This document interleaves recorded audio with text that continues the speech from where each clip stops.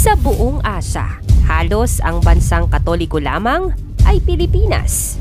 Sa Asya, ang pinakapangunahing relihiyon ay Islam, Hinduism at Buddhism. Pero bakit sa Pilipinas ang pangunahing relihiyon ay Catholicism? At alam mo ba na sa 48 mga bansa sa Asya, ang Pilipinas lamang ang may pinakamaraming miyembro ng Katoliko at pangatlo naman sa buong mundo? Paano nangyari ito? Meron bang kaugnayan ang paniniwala sa kalagayan at estado ng bansa? Ang mahalagang kasaysayan ng Katolisismo sa Pilipinas? Yan ang ating aalamin.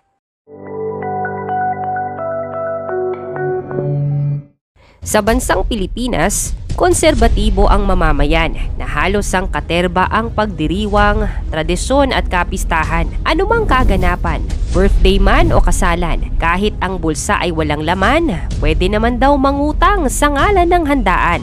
Tuloy ang kasiyahan.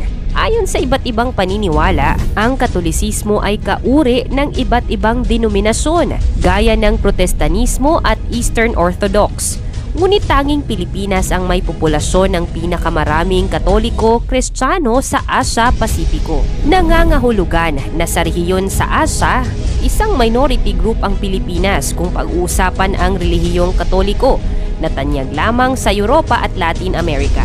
Bakit at paano nagsimula ang Katolisismo sa Pilipinas? Ano ang naging papel ng simbahang Katoliko sa kasaysayan at pagkakakilanlan ng mga Pilipino? Narito ang 5 facts about Catholicism in the Philippines.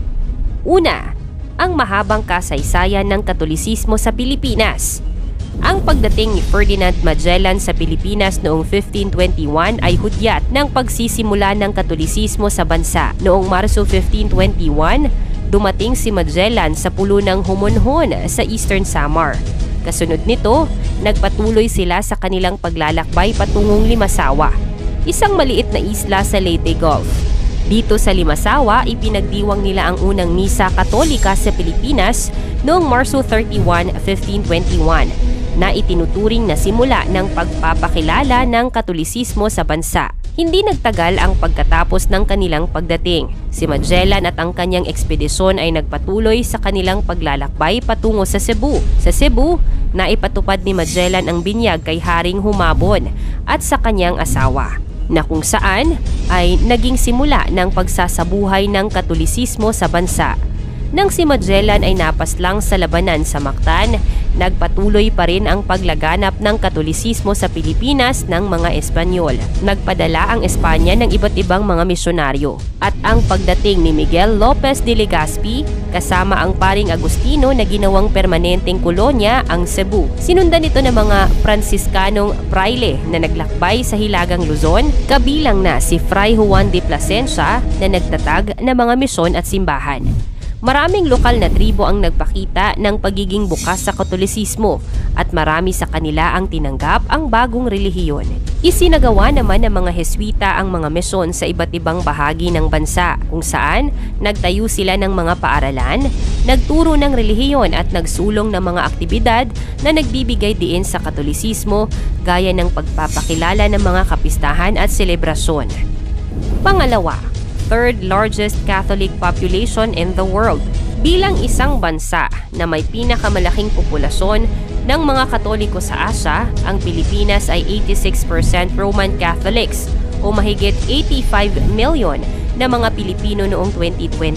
6% ay nabibilang sa iba't ibang Christian cults, habang 2% ay nahahati sa 100 pang-uri ng Protestant denominations. Noong 2010, merong 76 million na mga Katoliko sa Pilipinas, halos kapareho ng bilang ng mga Katoliko sa Amerika. In fact, 65% na mga Katoliko sa Amerika ay Filipino native o di kaya Filipino Americans. Dahil dito, ang pagpapakita ng debosyon sa mga santo, pagdalo sa mga misa, at iba pang ritual na Katoliko ay nagpapahayag ng pananampalataya ay nag-uugma sa pang-araw-araw na buhay ng mga Pilipino. Ang mga pista at pagdiriwang Katoliko tulad ng Pasko at Mahal na Araw ay naging mahalagang bahagi ng kalendaryo at kultura ng Pilipinas. Maraming mga institusyon at paaralang Katoliko din ang nagkaroon ng malaking impluwensya sa sistema ng edukasyon sa bansa. Isa na rito ang University of Santo Tomas, ang pinakalumang universidad sa bansa.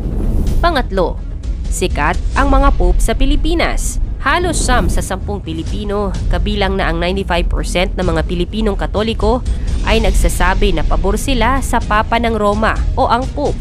Sa katunayan, hindi lang dito deboto ang maraming Pilipino, maging sa iba't ibang santo. Noong 1970 ang unang pagbisita ng Roman Catholic Pope sa bansa. Siya si Pope Paul VI. Samantala, nasundan ito ng 2 beses na pagbisita ni St. John Paul II noong 1981 at noong 1995. Binisita naman ni Pope Francis ang Tacloban noong 2013 matapos manansala ang bagyong Yolanda, kung kailan din pinagtangkaan ang kanyang buhay. Pang-apat, mga simbahang barok. Nang dumating ang mga misyonaryong Espanyol, ibinigay nila hindi lamang ng kanilang relihiyon, kundi pati na rin ang kanilang arkitektura. Nais ng mga Espanyol na lumikha ng mga permanente at matitibay na simbahan. 2 sa Hilagang Luzon, ang Church of La Nuestra Señora de la Asunción sa Santa Maria, Ilocos Sur, at ang Church of San Agustin sa Paway, Ilocos Norte. Isa sa puso ng Maynila, ang Church of the Immaculate Conception of San Agustin, na kinilala bilang UNESCO World Heritage Site. At isa sa Visayas, ang Church of Santo Tomas de Villanueva sa Miagao, Iloilo. Panlima, turo ng simbahan laban sa mga isyong panlipunan.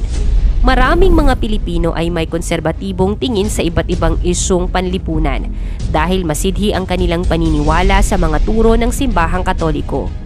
2/3 o 67% ng mga Pilipino ang nagsasabi na ang divorce ay hindi katanggap-tanggap. 3 beses na mas malaki kumpara sa 22% ng mga Amerikano na naniniwala na immoral ang paghihiwalay ng lalaki at babae na ipinakasal ayon sa utos ng Diyos.